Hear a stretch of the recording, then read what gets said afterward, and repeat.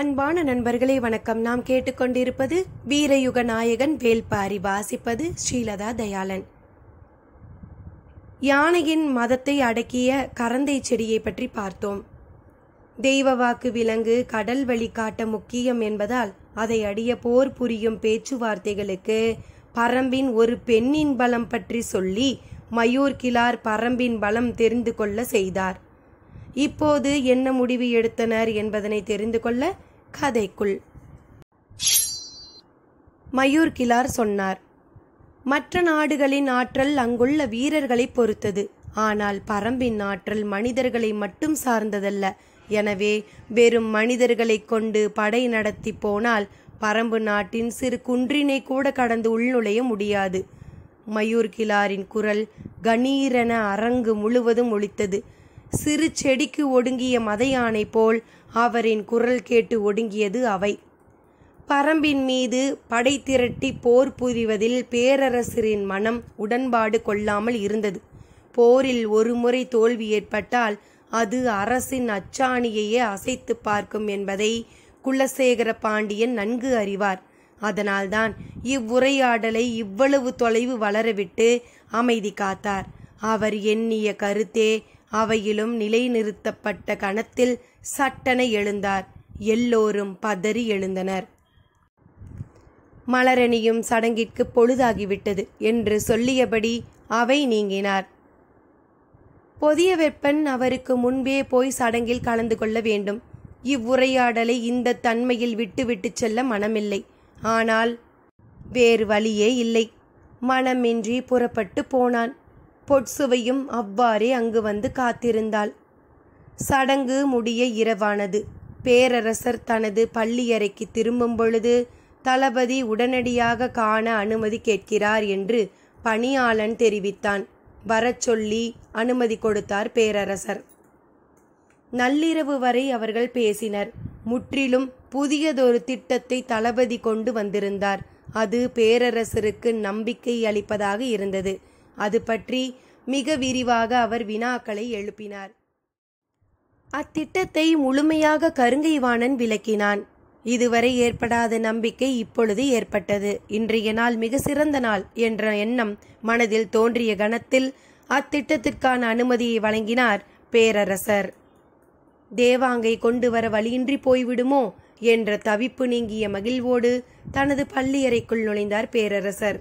அதனை விட பல மடங்கு மகிழ்வோடு புறப்பட்டு போனான் கருங்கைவாணன். அத்தியாயம் 37. பரம்பு நாடு. கூழையன் எவ்வியூருக்குள் அதிகாலையில் வந்து சேர்ந்தான்.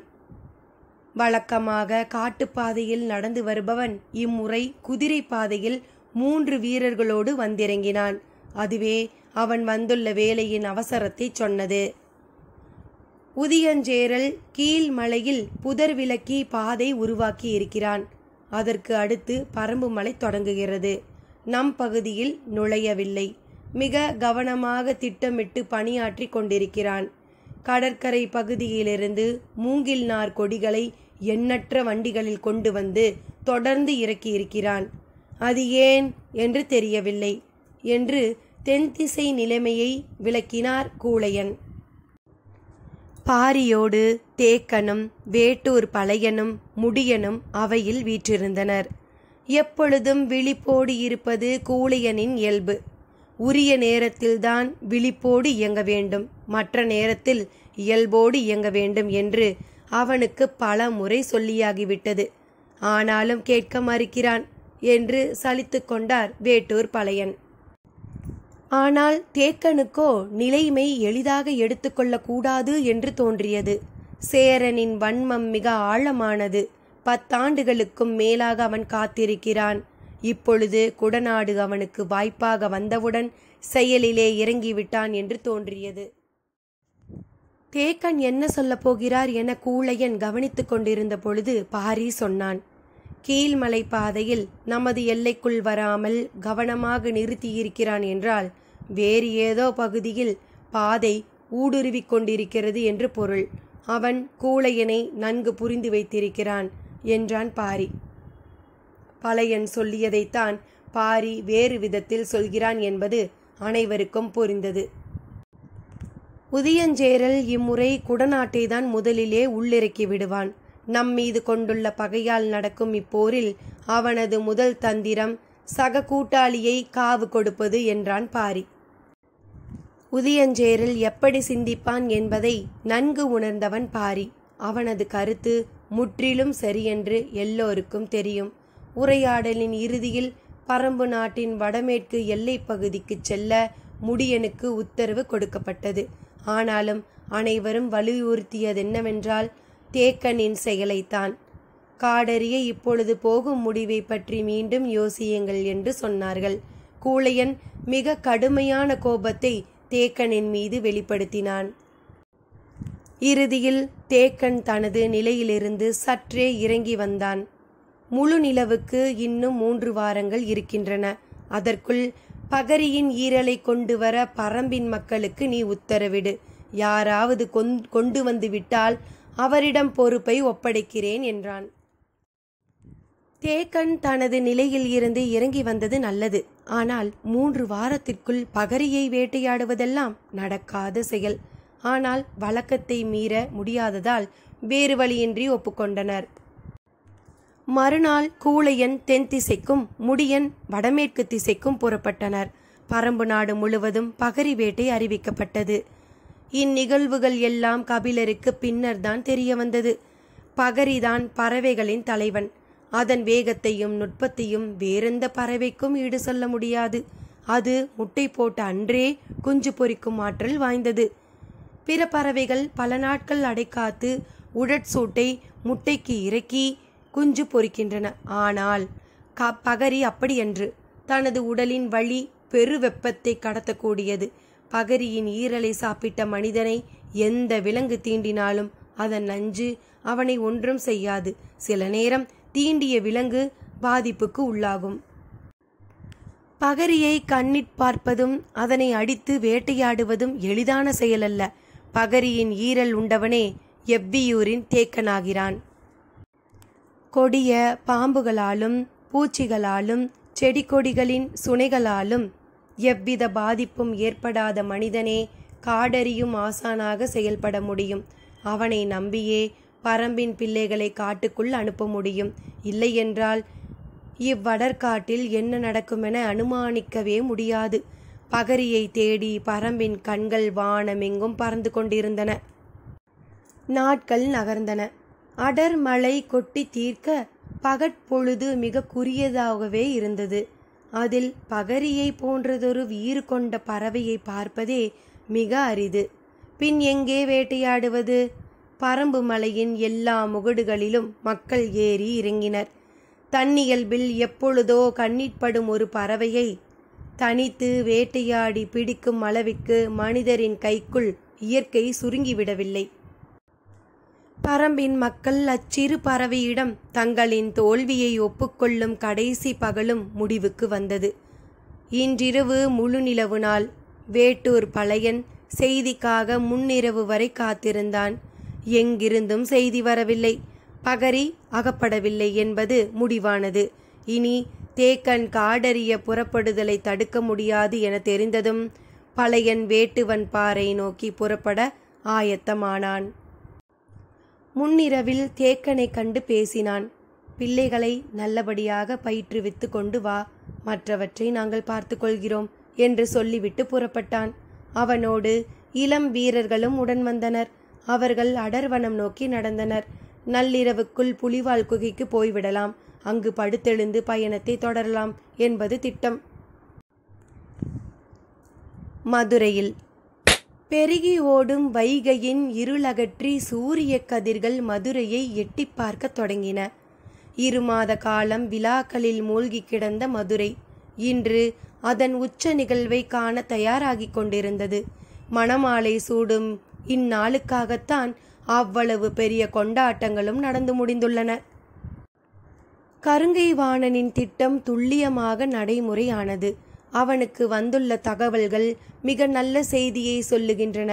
இன்று பாண்டிய பேரரசின் திருநாள். இந்நன்னாளில் பேரரசின் முன் சொல்லப்படும் முதற் செய்தியாக இது இருக்க வேண்டும் என்று அதிகாலையிலேயே பேரரசரை காண வந்துவிட்டான் தளபதி கருங்கை வாணன்.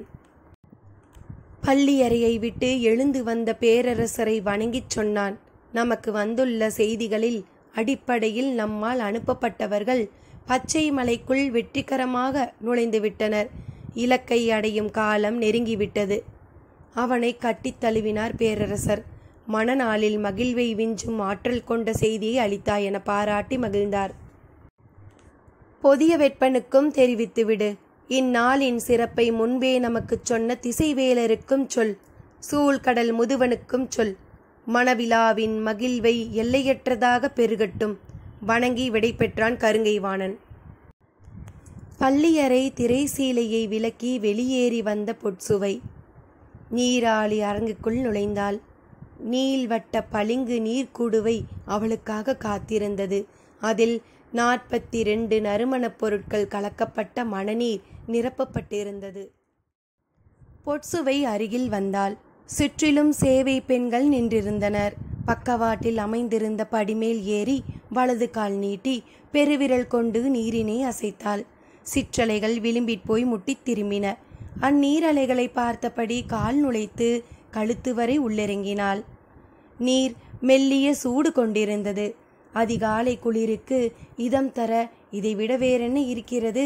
ஆனால் உடல் தொடும் எதுவும் சுகம் தருவதாக மாறிவிடுவதில்லை. சிந்தித்தபடியே மேலாடையை கலற்றி இடக்கையில் நீட்டினாள். சேவை பெண் அதனை பணிந்து பெற்றுக்கொண்டாள். மணநீரின் வாசனை எங்கும் பரவி மூச்சடைக்க செய்தது. நறுமண குளியல் பழகிய ஒன்றுதான். ஆனால் யவன நறுமணங்கள் மூக்கிற்கு சற்றே கடுமையூட்டக்கூடியவை. அவற்றை அதிகமாக ஊற்றியிருக்கிறார்கள் என தோன்றியது. இந்த கலவையை ஆண் உருவாக்கி இருக்க வேண்டும். பெண்ணின் கைப்பக்குவம் இப்படி இருக்காது. ஆனால் எல்லா ஆண்களும் இதுபோல் கடுமை கொண்ட கலவையை உருவாக்கி விடுவதில்லை. எவ்வித நறுமண பொருட்களும் இன்றி அவனோடு சேர்ந்து சுனை நீர் ஆடிய பொழுது எழுந்த மனமும் இன்பமும் வேறொன்றிலும் ஏற்பட்டதில்லை. கலவை நறுமண பொருளோடு மட்டும் சம்பந்தப்பட்டதல்ல. ஈடற்ற இன்பத்தை உருவாக்க விரல்கள் மட்டுமே போதுமானவை. விரல்தான் உடலின் கண்களை திறக்க வல்லது. பாலாடையின் மீது ஊர்ந்து போகும் சிற்றெரும்பின் கால்தடம் போலத்தான் விரல்கள் ஏற்படுத்தும் வடுக்களும். வடுக்கள் பதிந்த பள்ளத்தின் வழியேதான் நினைவின் ஊற்று கசிந்து கொண்டே இருக்கும். கண்ணுக்கு தெரியாமல் நினைவிற் படரும் அந்நறுமணத்திற்கு ஈடு சொல்ல என்ன இருக்கிறது? சுனை நீரின் குளுமையை நீ அறிய வேண்டும் என்று சொல்லிதான் அவன் அழைத்துச் சென்றான். நீர் மேனி எங்கும் ஊர்ந்து போய் கொண்டிருந்தது. நீரோடும் பாறை சுடும் என்று சொன்னால் யார் நம்புவார்கள்? நீர் தழுவும் எனது மேனியின் சூட்டை நான் உணர்ந்த பொழுதுதான் அந்த உண்மை உரைத்தது. சிறு மணலை அள்ளி எனது கையிற் கொடுத்து பூசிக்கொள் என்றான். நான் மேலெல்லாம் பூசினேன். மென்மலர் மேனியில் சிறு உராய்வுகளையும் கீறலையும் மணத்துகள்கள் ஏற்படுத்தின. மீண்டும் நீரில் மிதந்தேன். சிற்றெரும்பு கடித்ததை போன்ற காயங்களை குளிர் நீருக்குள் உணர்ந்து கொண்டிருந்த போது அவன் நீருக்குள் இறங்கினான். அந்த காதல் விளையாட்டின் சிந்தனைகள் அவளை மாறி மாறி வந்து தாக்கின. இச்சிந்தனை உருவான கணத்தில் நறுமண தொட்டியிலிருந்து மேலேறினாள் பொற்சுவை. தோழிகள் பதறினர். ஒரு பொழுதாவது மணநீருக்குள் இருக்க வேண்டும் இளவரசி என்று வேண்டினர். எச்சொல்லும் உள்நுழைய முடியாது இறுக்கம் கொண்டிருந்தாள் அவள். 42 நறுமணங்களையும் விஞ்சிய வாசனை என்னுள் உண்டு. அதை நுகரக்கூடியவனை நுகர்ந்தவள் நான். சொற்களை மனம் உச்சரிக்கும் பொழுது உள்ளுக்குள் இருந்து வாசனை மேலெழுந்து வந்தது. மேலேறும் ஈரத்தை உடல் வெப்பத்தால் மட்டுமே உலர வைத்து விடுகிறது உனது நெருக்கம். இப்பொழுதாவது நான் ஆடை கொண்டு துடைத்து உடலை உலர வைக்கிறேன், நீ அருகே வராதே என்று மனதுக்குள் சொல்லிக்கொண்டாள். அவள் தலை நிமிர்ந்த பொழுது கண் பார்வையை புரிந்து சேவை பெண்கள் அருகில் வந்து மேனி துடைத்தனர். கூந்தல் உலர்த்த, நறுமண புகை தூவ, மேனி துடைக்கவென ஆளுக்கொன்றாய் பணியாற்றினர். வணிகர் குல அலங்காரம் முடிவுக்கு வந்தது. பாண்டியர் குல வழக்கம் தொடங்கியது. உச்சந்தலையில் மஞ்சள் மின்னும் சூடிகையை அணிவித்தாள் ஒருத்தி. அதனைத் தொடர்ந்து சூடாமணியும் கோதை சரமும் சூட்டப்பட்டன. கழுத்தில் கண்டிகையும் மணியாரமும் அணிவித்தனர். அவற்றின் கீழ் தாழ்வடங்கள் நூலளவு தொங்கி விரலளவு வரை கனம் கொண்டு இறங்கின.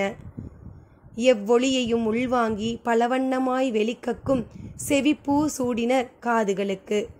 ஆடகமும் வாழ்வளையும் மகரவாய்க்கட்டும் முன்கை மணிக்கட்டில் தொங்கி சுற்றி சுற்றி மேலேறி கொண்டிருந்தன. விரல்களில் மணியாளியும் இடையில் எண்வகை வடமும் சூட்டினர். அவளது கண்கள் சுகமதியை தேடின. அலங்காரம் நடக்கட்டும் என்று விலகி நின்ற அவள் பொற்சுவையின் கண்கள் தேடுவதைக் கண்டாள். அலங்கார பணியாளர்களை விலக்கி அருகில் வந்த சுகமதியின் காதோடு சொன்னாள், எனது உடல் திருமணத்திற்கு தயாராகிவிட்டது சுகமதி. பரம்பில் தேக்கன் 11 சிறுவர்களோடு புறப்பட தயாரானான். சிறுவர்களை காடறி அனுப்பும் நாள் எவ்வியூரின் உணர்ச்சி பெருநாள். தன் மகனை காட்டுக்கு கொடுத்தனுப்பும் பெண்களின் ஆவேசம் அடங்கா எழுச்சி கொள்ளும். குளவை ஒளியால் காடு கிடுகிடுக்கும். பரம்பின் தலைவன் குருதிப்பலி ஈந்து சிறுவர்களை அனுப்பினான். பாரியின் மனை நீங்கி குலநாங்கினிகளின் முன் வந்து அமர்ந்தனர் சிறுவர்கள். உடல் வலுவிலும் வயதிலும் மூத்தவனாக கீதானி முன்னிருந்தான். அவனை அடுத்து குறுங்கட்டி, முடிநாகன், அவுதி, மடுவன், இளமன் என வரிசையாக இருந்தனர். வயதில் மிக சிறியவன் அளவன்தான். ஆனால் அளவனின் வேகம் இணை சொல்ல முடியாது.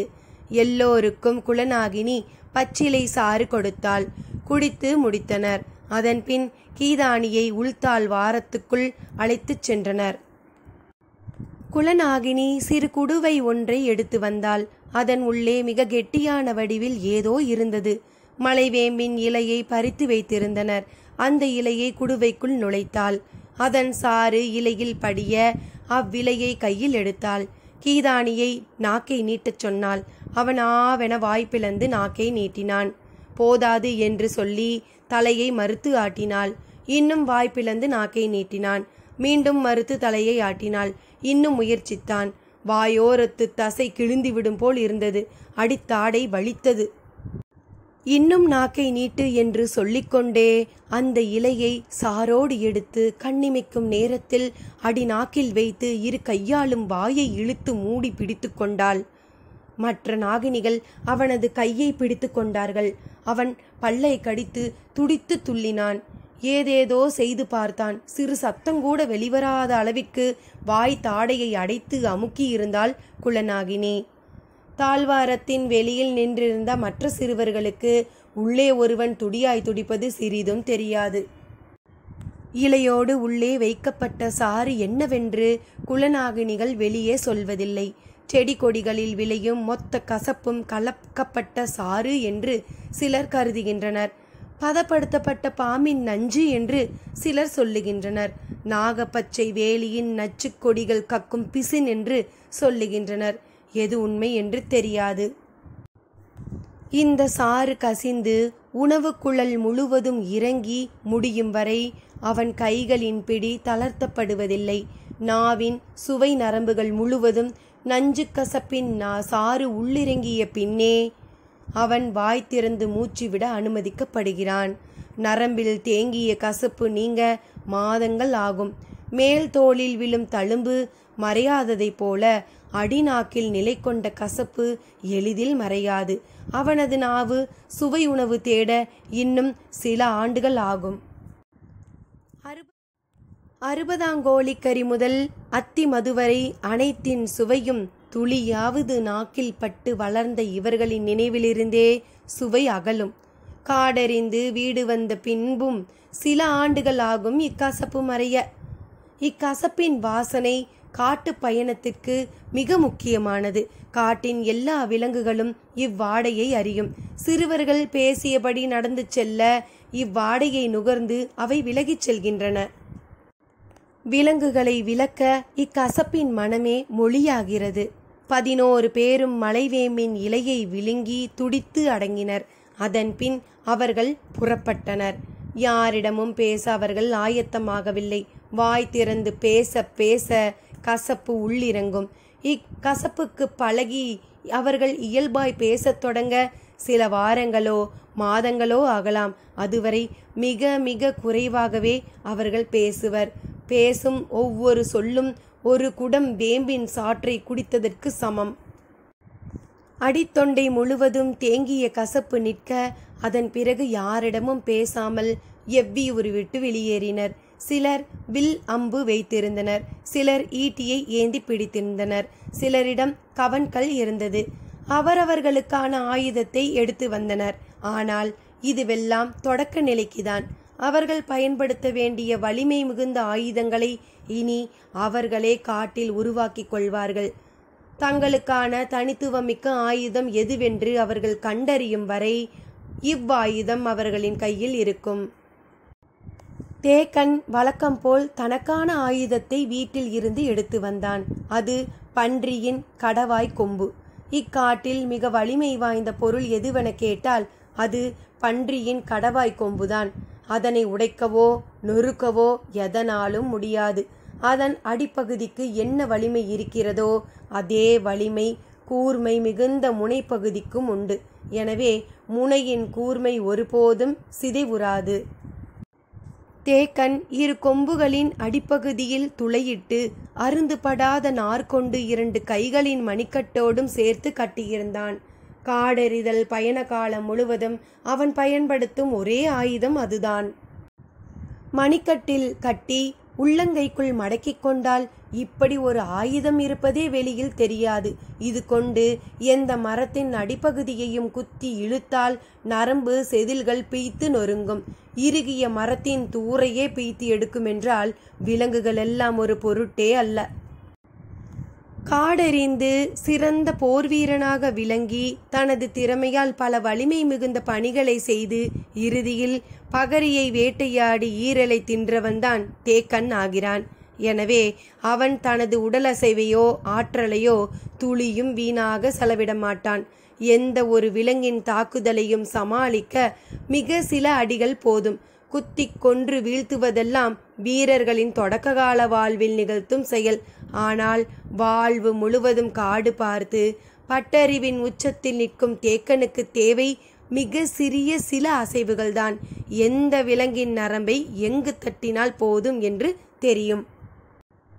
கைப்பிடி அளவு கோரை புட்களின் முனையை முடிச்சிட்டு அதனை கொண்டு அடித்தால் யானை நகர முடியாமல் உட்காரும். அவன் மரம் செடி கொடி விலங்கு பறவை மனிதன் எல்லாவற்றையும் நரம்புகள் கொண்டு அறிந்தவனாகிறான். எனவே நரம்புகளின் இயங்கு விசை அவனுக்கு பிடிபட்டு விடுகிறது. விலங்குகளின் வலிமை ஆற்றல் மீதான கருத்தெல்லாம் நினைவில் இருந்தே உதிர்ந்து விடுகிறது. காடறியும் 4வது பயணத்தை மேற்கொள்ளும் தேக்கனின் முதல் நாள் நினைவில் கடந்த காலம் எதுவும் வந்து செல்லவில்லை. வழக்கம் போல் இன்றைய நாளின் நிகழ்வு மட்டுமே அவன் மனதில் ஓடியது. சாமப்பூவின் வாசனை வந்து சென்றது. முன்னால் சென்றவனை தொடர்ந்து 11 பேரும் வந்து கொண்டிருந்தனர். யாரும் வாயை திறந்து எதுவும் கேட்கவில்லை. வாயை திறந்தாலே காற்று உள்ளே போய் ஒரு குடம் நஞ்சை அடிவயிற்றில் கொட்டி கவிழ்ப்பது போல் இருக்கிறது. எனவே பேச்சின்றி பின்தொடர்ந்தனர் அனைவரும். நீண்ட நேரத்திற்கு பின் சிறியவன் அளவன் கேட்டான், எதை நோக்கி போகிறோம்? நடந்தபடியே தேக்கன் சொன்னான், கொற்றவையை வழிபட கூத்துக்களம் நோக்கி போகிறோம். அத்தியாயம் 38. கசப்பு கசப்பு கசப்பு. நாக்கின் கீழ் நஞ்சு கசப்பு உமிழ் நீராக ஊறுவதைப் போல் கொடுமை எதுவும் இல்லை. எனவே நாக்கை அசைத்து பேச யாரும் ஆயத்தமாக இல்லை. தீரா கசப்பு அடிநாக்கிலிருந்து ஊறி பெருகி தலை உச்சியில் ஏறிக்கொண்டிருந்தது. கண்கள் பிதுங்கின. மூச்சிழுத்து மொத்த குடலையும் காரி வெளியே துப்ப வேண்டும் போல் இருந்தது. ஒவ்வொருவனும் குரல் வளையை முறுக்கி திருகி கொண்டிருந்தான். உடல் மட்டும் தேக்கனின் பின்னால் சென்று கொண்டிருந்தது. மற்றபடி எண்ணம் முழுவதும் தொண்டைக்குள் கட்டி நிற்கும் கசப்பில்தான் நிலை கொண்டிருந்தது. தேக்கனின் மனமோ கடைசியாக நடந்து வரும் சிறுவன் அளவனிடம் இருந்தது. இவ்வளவு கசப்பையும் மீறி எங்கு போகிறோம் என்று எப்படி அவன் கேட்டான்? நான் சிறுவனாக காடறிய போகும்போது கொடுத்த கசப்பை விழுங்கி இயல்பாக பேச 2 வாரங்கள் ஆகின. ஆனால் இவனால் எப்படி உடனடியாக பேச முடிந்தது என எண்ணிக்கொண்டிருக்கையில் அடுத்த வினாவை கேட்டான் அளவன். கொற்றவையை வணங்கிவிட்டுதான் காடறிய செல்ல வேண்டுமா? தேக்கன் கடும் அதிர்ச்சிக்குள்ளானான். கையசைத்து அவனை முன்னால் வர சொன்னான். அளவன் முன்னேறி தேக்கன் அருகில் வந்தான். அவன் தோளில் கை போட்டபடி நடந்தான் தேக்கன். ஏன் விடை சொல்லாமல் வருகிறார் என்று அளவனுக்கு தோன்றியது. தேக்கனின் மனம் சொல்லுக்காக திண்டாடியது. எப்படி கேட்பது என சிந்தித்தபடியே கேட்டான். கசப்பு உனக்கு போதவில்லையா? பெருங்கசப்பாகத்தான் இருந்தது. அப்பப்பா, இவ்வளவு கசப்பா கொடுப்பார்கள் என்றான் சிறுவனுக்கே உரிய வேகத்தோடு. தேக்கன் உறைந்து நின்றான். எவ்வளவு பெருஞ்சொல்லை மிக இயல்பாக பேசிக் கொண்டிருக்கிறான். தேக்கன் நின்றவுடன் மற்றவர்களும் அப்படியே நின்றனர். பற்களை நரநரவென்று இறுக கடித்து எச்சிலை துப்ப முடியாமல் துப்பினால் மறுபடியும் ஊறுகிறது. அதங்காட்டம் இன்னும் அதிகமாக இருக்கிறது. எனவே என்ன செய்வதென்று அறியாமல் மற்றவர்கள் எல்லாம் விழித்து நிற்க அளவன் மட்டும் பேசியபடி இருந்தான். தேக்கன் அவனின் முகத்தை பார்த்தான். எந்தவிதமான கடுமையும் இன்றி இயல்பாக இருந்தது. நாக்கை நீட்டு என்றான். அளவன் நாக்கை நீட்டினான். அடிநாக்கில் ஒட்டியிருந்தது மலைவேம்பின் இலை. அதன் பச்சை நிறம் மாறி முழு நீளம் கொண்டிருந்தது. அதன் நுனியை பிடித்து வெளியே இழுத்தான். நீண்ட நேரமாக உற்று பார்த்தான். இலையின் கசப்பு அளவனுக்குள் இறங்குவதற்கு மாறாக அவன் நஞ்சு இலையில் ஏறியிருந்தது. திகைப்பு நீங்கி அவன் கண்களை உற்று பார்த்தான் தேக்கன். நீண்ட நேரம் கழித்து உள்ளுக்குள் இருந்த நீல வளையம் பூத்து அடங்கியது. அவனின் பாட்டன் நாகக்குடியை சார்ந்தவன் என்ற நினைவு அப்போதுதான் வந்தது. தேக்கன் மீண்டும் திரும்பி நடக்கத் தொடங்கினான். இப்போது அவனின் கை அளவனின் தோளில் இல்லாமல் தலையின் மேல் இருந்தது. அவனின் உச்சந்தலையை விரல்கள் கோதியபடி மிக இணக்கமாக பிடித்திருந்தன. பகரியின் ஈரல் தின்றே நஞ்சை வெல்லும் ஆற்றல் பெறுகிறோம். ஆனால் பிறப்பிலே அந்த ஆற்றலோடு இருக்கும் வீரர்களை பற்றி முன்னோர்கள் சொல்லி கேட்டிருக்கிறேன். இப்போதுதான் முதன்முறையாக பார்க்கிறேன். ஆதியில் நாகக்குடியினர் பரம்பில் வந்து கலந்தபோது 5 குடும்பங்களாக மட்டுமே இருந்தனர். ஆனால் இன்று பரம்பு நாட்டின் பல ஊர்களில் கலந்து சிம்பு வெடித்து பரவியுள்ளனர். அவர்களின் ஆதி ஆற்றலை முழுமையாக கொண்டுள்ள மனிதன் பிறப்பது மிக அரிதுதான். அந்த ஆற்றல் கொண்டவனை இப்போதுதான் காடறிய அழைத்துச் செல்கிறேன். காடறிய புறப்படும் போது மனம் ஆசானாக தன்னை உணர்ந்து கொள்ளும். அதன் பிறகு அது மகிழ்வை உணர்வதில்லை. கவனிப்புகளும் கண்டிப்புகளும் மட்டுமே அதன் பணிகளாக இருக்கும். ஆனால் இம்முறை காடறியும் முதல் நாள் ஆசானாக உணர்ந்த அன்றே மனம் மகிழ்வை உணர தொடங்கியுள்ளது என்று தேக்கன் நினைத்து கொண்டிருக்கையில் அளவன் கேட்டான். என் கேள்விக்கு இன்னும் விடை சொல்லவில்லை. எந்த கேள்விக்கு? கொற்றவையை வணங்கிவிட்டுதான் காடறிய போக வேண்டுமா? ஆம். ஏன்? காட்டில் நாம் செல்கையில் விலங்குகள் நம் வாசனையை மோந்து ஒதுங்கி சென்றுவிடும். சில விலங்குகள் நாம் எழுப்பும் சிற்றோசையில் விலகி வருகின்றன. ஆனால் விலகாத இயல்புடைய விலங்குகள் உண்டு. எந்தெந்த விலங்குகள்?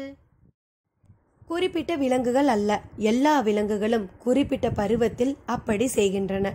ஈன்ற விலங்குக்கு தம் இளம் குட்டியோடு போய் கொண்டிருக்கையில் அந்த வழியில் நாம் சென்றால் வாசனையை கண்டோ ஓசையை கேட்டோ விலகாது. தாய்மையின் ஆவேசம் கொண்டிருக்கும். மிக வேகமாக நம்மை தாக்க வரும்.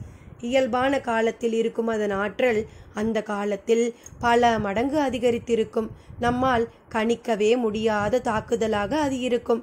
நாம் மிக கவனமாக இருக்க வேண்டியது ஈன்ற விலங்கிடம்தான் என்று சொன்ன தேக்கன் அதற்காகத்தான் தாய் தெய்வமான கொற்றவையை வணங்குகிறோம் என்றான். பேசியபடியே வந்தனர். எவ்வியூரை விட்டு மிக தள்ளி நடுக்காட்டில் இருக்கும் கொற்றவையின் கூத்துக்களம் நோக்கி போனார்கள். அங்கு உள்ள காவல் வீரர்கள் பகரி வேட்டைக்கு போயிருந்ததால் இன்னும் குடில் திரும்பவில்லை.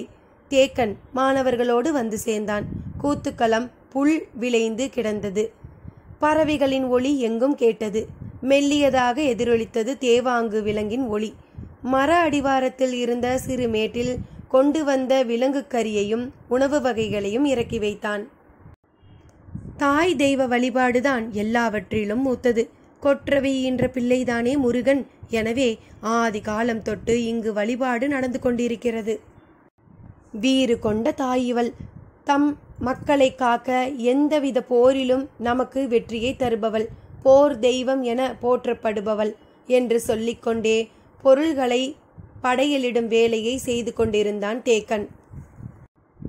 மாணவர்கள் கசப்பை போக்க வழி இல்லாமல் திணறிக் கொண்டிருந்தனர். அளவன் மட்டும் தேக்கன் சொல்லும் வேலையை இயல்பாக செய்து கொண்டிருந்தான். பறித்து வந்த பழத்தை பெருவிரலால் அமுக்கி கண் அமைத்தான் தேக்கன். நாம் கண் மூடி வழிபடும்போது நமக்காக பார்த்து கொண்டிருப்பவை இவைதான். எனவே வழிபடும் முன் பழங்களுக்கு கண் திறக்க வேண்டும் என்று சொல்லியபடி கண் திறந்தான். நாம் ஏன் கண்மூடி வழிபட வேண்டும் என கேட்டான் அளவன். வேலைகளை செய்து கொண்டே தேக்கன் சொன்னான். கண் மூடினால் இருள் வரும். இருளுக்குள்ளேதான் நம் ஆதி அச்சங்கள் நிலை கொண்டுள்ளன. அவற்றை அங்கேயே வெற்றி கொள்ளும் ஆற்றல் நமக்கு வேண்டுமல்லவா? அதனால்தான் தெய்வங்கள் இருளுக்குள் வந்திறங்குகின்றன என தேக்கன் முடிக்கும் முன் அளவன் கூறினான். நான் இருளை கண்டு எப்போதும் அஞ்சியதில்லையே. என்ன மறுமொழி சொல்வதென்றே தெரியவில்லை. சரி, நீ வேண்டுமென்றால் கண் திறந்தே வழிபடு என்றார். எல்லாவற்றையும் எடுத்து பரப்பும் வேலை முடிந்தது. தேக்கன் கைகளை குவித்து கண்மூடி வழிபட்டான்.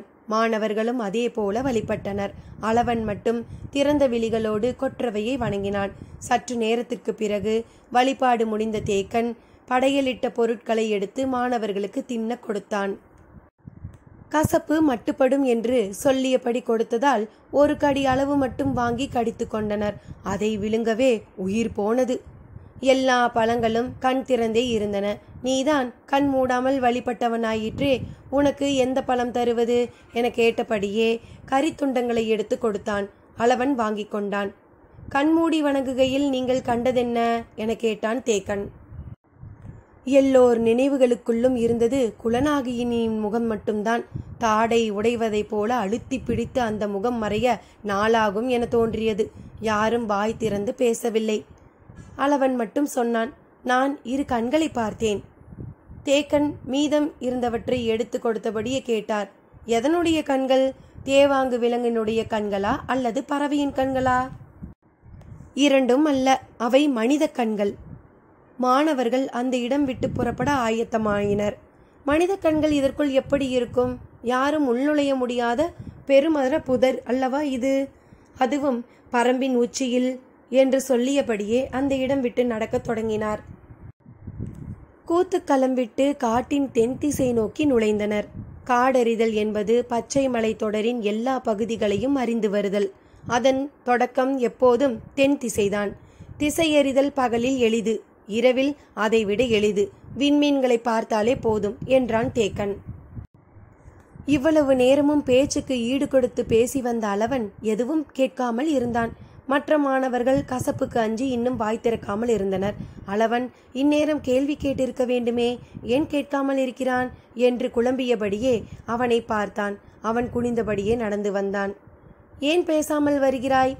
நீங்கள் சொன்னதை பற்றி தான் நினைத்து கொண்டு வந்தேன். திசையறிதல் பற்றியா? இல்லை, வேறு எதை பற்றி? கண் மூடினால் என்ன நிகழும் என நீங்கள் சொன்னதை நான் நம்பினேன். ஆனால் கண் திறந்ததால் தெரிந்தது என்னவென்று நான் சொன்னதை நீங்கள் நம்பவில்லையே, அதை பற்றிதான்.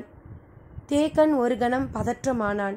மனித கண்கள் அந்த மரப்பொந்துக்குள் எப்படி இருக்க முடியும் என்றான்.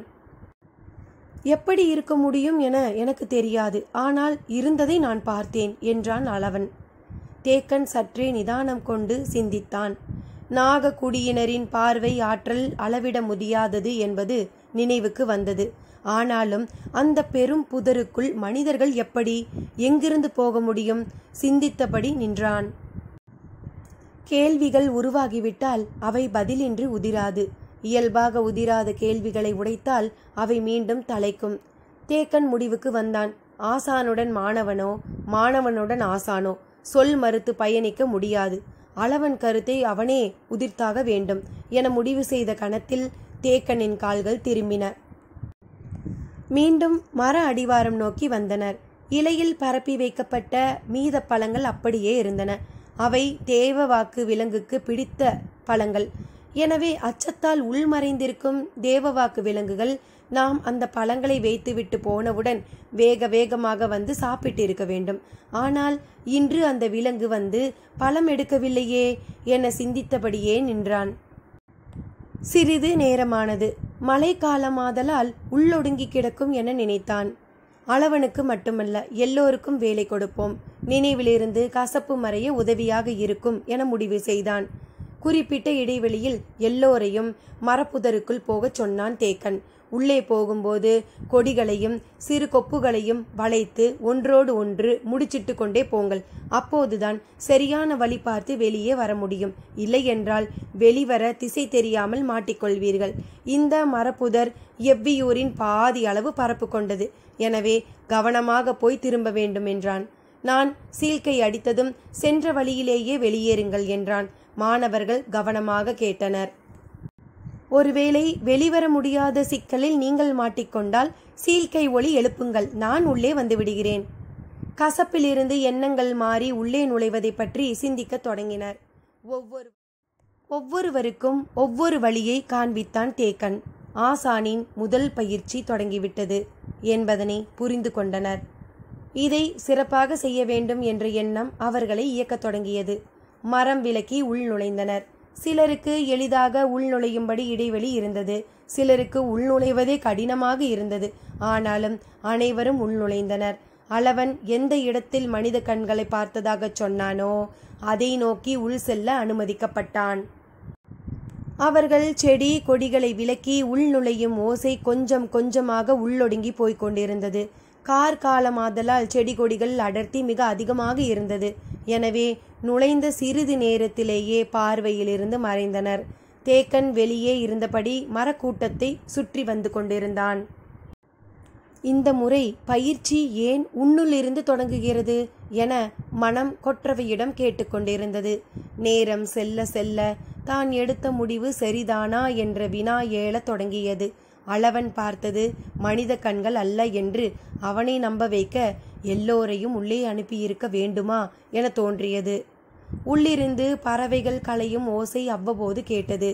தேக்கன் வெளியே காத்திருந்தான். காவல் குடி வீரர்கள் இங்கு இருந்திருந்தால் இந்த சிக்கலே இல்லை. அவர்கள் பகரி வேட்டைக்கு போய் இன்னும் ஏன் திரும்பாமல் இருக்கிறார்கள் என வினாக்கள் நிற்காமல் எழுந்து கொண்டே இருந்தன. தான் எடுத்த முடிவின் மீது இவ்வளவு மறு சிந்தனை இதுநாள் வரை வந்ததில்லை. இப்போதே வருகிறது. வயதானால் உறுதிப்பாடு அதிகரிக்கத்தானே வேண்டும். எண்ணங்கள் ஓடியபடி இருக்க பொழுதும் கடந்து கொண்டிருந்தது. உள்ளே சென்றவர்களை வெளியேறி வரச் சொல்லலாமா என தோன்றியது. குறுங்கட்டிதான் முதலில் உள்ளே போனவன். அவன் போன இடத்திலிருந்து முதல் சீழ்க்கை ஒலியை எழுப்பினான் தேக்கன். அடுத்து ஒவ்வொரு மாணவரும் உள்ளே நுழைந்த இடத்திலிருந்து சீழ்க்கை அடித்தான். சீழ்க்கை ஒலி ஈட்டி போல சல்லென்று காற்றில் பாய்ந்து செல்லக்கூடியது. அதுவும் தேர்ந்தவனின் அடிநாக்கிலிருந்து கிளப்பும் ஒளி மலை முகட்டுக்கும் கூட கேட்கும். தேக்கன் மிகவும் கட்டுப்படுத்தி குறிப்பொலியாக அதை பயன்படுத்தினான். சீழ்க்கை ஒளியை பல்வேறு முறையிலும் ஏற்ற இறக்கத்துடனும் பயன்படுத்த பழகியவன் அவன். மாணவர்கள் திரும்பும் ஓசை எதுவும் கேட்கிறதா என கவனித்தபடி இருந்தான். அவர்கள் அதிக தொலைவு உள் நுழைந்து விடவில்லை. 3 பனை தொலைவை கடந்திருக்க வாய்ப்பில்லை. எனவே வேகமாக வந்து விடுவார்கள் என காத்திருந்தான் தேக்கன். பறவைகள் கலையும் ஒளியும் பிற ஓசைகளும் கேட்டபடி இருந்தன. மாணவர்களின் சீழ்க்கை ஒளி எதுவும் கேட்காததால் ஆபத்து எதுவும் இல்லை என்பது புரிந்தது. தேக்கனின் கண்கள் வழி பார்த்து காத்திருந்தன. குறுங்கட்டிதான் முதலில் வெளிவந்தான். மேலெல்லாம் செடி கொடிகள் சுற்றி கிடந்தன. எல்லாவற்றையும் இழுத்து பீய்த்து கொண்டிருந்தான். அடுத்து சிறிது நேரத்தில் மடுவன் வந்தான். மேல் மூச்சு கீழ் மூச்சு வாங்கியது. அவனைத் தொடர்ந்து அவுதி வந்தான். ஒருவன் பின் ஒருவராக வெளிவந்தனர். 8வது ஆளாக அளவன் வந்தான். இன்னும் 3 பேர் வெளிவர வேண்டி இருந்தது. அளவன் சொல்ல ஒன்றும் இருக்காது என தேக்கனுக்கு தெரியும். அதனால் வெளிவர வேண்டிய 3 பேரை நோக்கியே அவன் கவனமாக இருந்தான். அவர் கேட்காதனாலேயே புரிந்து கொண்டார் என்பது அளவனுக்கும் தெரிந்தது. அவன் எவ்வளவு முயன்றும் உள்ளுக்குள் யாரும் தட்டுப்படவில்லை. உடலில் அங்குமிங்கும் கிளிப்பட்டாலும் உள்ளுக்குள் சிக்கிக்கொண்டால் இரவெல்லாம் அங்கேயே கிடக்க வேண்டியதாயிருக்கும். பொழுதுக்குள் வெளியேறி வந்தது எல்லோருக்கும் மகிழ்ச்சியை தந்தது. சற்று நேரம் கழித்து இளமன் வந்தான். அவனைத் தொடர்ந்து முடிநாகன் வந்தான். மூத்தவனான கீதானியை தவிர எல்லோரும் வந்துவிட்டார்கள். பொழுதாகி கொண்டிருந்தது. கீதானி உள்ளே நுழைந்த இடத்தில் நின்று புதருக்குள் உற்று பார்த்து கொண்டிருந்தான் தேக்கன். வருவதற்கான ஓசை எதுவும் கேட்கவில்லை. தேக்கன் சற்றே புதர் விலக்கி உள்ளே பார்த்தான். இடைவெளியற்று இருப்பதால் எதுவும் தெரியவில்லை. மீண்டும் ஒருமுறை சீழ்க்கை அடித்தான். மாணவர்கள் எல்லோரும் தேக்கனை உற்று கவனித்துக் கொண்டிருந்தனர். நேரமாகிக் கொண்டிருந்தது. தேக்கனின் முகக்குறிப்பு மாறத் தொடங்கியது. இன்னும் சற்று நேரத்தில் பொழுது மறைந்துவிடும். அதற்குள் அவன் வெளிவந்தால்தான் உண்டு. வர முடியாவிட்டால் அவன் சீல்கை அடித்திருப்பானே, ஏன் அடிக்காமல் இருக்கிறான்? ஒருவேளை விலங்கால் கடுமையாக தாக்கப்பட்டிருப்பானோ? என்ன செய்வது? நாம் உடனே உள்ளே போகலாமா? உள்ளே போனால் எவ்வளவு தொலைவு போவது? இருட்டிவிட்டால் வெளியே புட்களுக்கிடையில் விழுந்து கிடப்பவனை தேடுவதே கடினம். இந்த அடர்புதருக்குள் எப்படி தேட முடியும்? தேக்கன் முடிவெடுக்க முடியாமல் திணறினான். பறவைகள் அடையும் நேரமாகிவிட்டதால் ஓசை அதிகமாகவே இருந்தது. ஆனாலும் தேக்கன் நம்பிக்கை இழந்துவிடவில்லை. மாணவர்களிலேயே கீதானிதான் மூத்தவன். உடல் வலுவிலும் மிக சிறந்தவன். அவன் எளிதில் விழுந்துவிட மாட்டான் என தோன்றியது. ஆனாலும் அவன் ஓசை எழுப்பாமல் இருப்பதை புரிந்து கொள்ள முடியவில்லை. மனம் திணறத் தொடங்கியது. எந்த முடிவு என்றாலும் விரைவில் எடுத்தாக வேண்டும். நேரம் கடந்து கொண்டிருக்கிறது. முடிவெடுக்க முடியாத தேக்கனின் தயக்கம் நீண்டு கொண்டிருந்தது. மரங்களில் அடையும் பறவைகளின் ஓசை அதிகமாகிக் கொண்டே இருந்தது. சரி, இனியும் காலம் தாழ்த்த வேண்டாம் என்று அவன் நினைத்து கொண்டிருக்கும் போது உள்ளுக்குள் ஏதோ ஓசை கேட்பது போல் இருந்தது. தேக்கன் கூர்ந்து கவனித்தான். மாணவர்களும் உற்று கவனித்தனர். உள்ளுக்குள்ளிருந்து செடி கொடிகளை விலக்கி நகரும் ஓசை துல்லியமாக கேட்கத் தொடங்கியது. அது ஒருவன் நடந்து வரும் ஓசை அல்ல, ஓடி வருபவனின் காலடி ஓசை என புரியத் தொடங்கியது. கீதானிதான் ஓடி வருகிறான். ஆனால் ஏன் ஓடி வர வேண்டும்? எதுவும் விலங்கு துரத்துகிறதா? அப்படியென்றால் சீல்கை அடிக்கலாமே. நாம் உடனடியாக உள்ளே போய் உதவ முடியும். ஏன் சீல்கை அடிக்காமல் வருகிறான்? பலவற்றையும் சிந்திக்கும் ஆற்றல் கொண்டவன் தானே அவன். நிதானமாக வராமல் அவசரப்பட்டு ஓடத் தொடங்கினால் செடி கொடிகளில் அங்கும் இங்குமாக விலக்கி போகும்போது ஏற்படுத்திவிட்டு போன முடிச்சுகளை பார்க்காமல் விட்டு விடுவோம். வழி தெரியாமல் உள்ளுக்குள்ளேயே சுற்ற வேண்டியிருக்கும் என சிந்தித்தபடி பதற்றத்தோடு தேக்கன் நின்று கொண்டிருந்தான். ஓசை நெருங்க நெருங்க அவன் வேகம் மிகவும் கூடியது. எல்லோரும் உள்ளிருந்து கீதானி என்னவாக வெளிவரப்போகிறான் என்ற பதற்றத்தோடு பார்த்து கொண்டிருந்தனர். அப்படி உள்ளே என்ன நடந்திருக்கும்? கீதானிக்கு என்ன ஆகியிருக்கும் என்பதனை கேட்போம் சிறிது இடைவெளியில். நன்றி நண்பர்களே. ஒவ்வொரு